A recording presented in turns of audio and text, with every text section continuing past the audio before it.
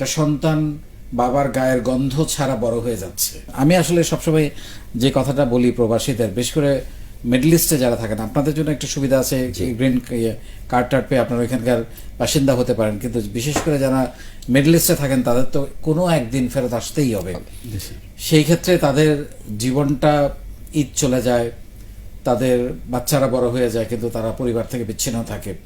এইটা আমাকে অনেক বেশি টাচ করেছে, যে একটা সন্তান বাবার গায়ের গন্ধ ছাড়া বড় হয়ে যাচ্ছে,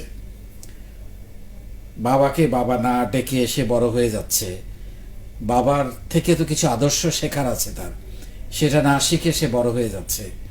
এই জায়গাটা আমাকে অনেক টাচ করে, অনেক বেশি মনে হয় যে আমরা কত ভাগ্যবান। আমি আমার সন্তানকে প্রতিদিন বাসায় গিয়ে দেখি, কিন্তু আপনি তো দেখছেন না।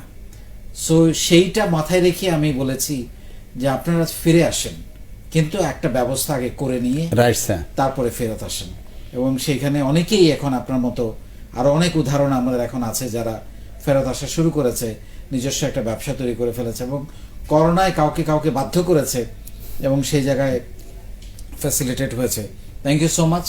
অসাধারণ। আমরা মনে করি আপনার এই 3 লাখ 3.5 লাখ একদিন 3 কোটি 3.5 কোটিতে চলে যাবে ব্যবসা, সেই কামনা আমরা করি।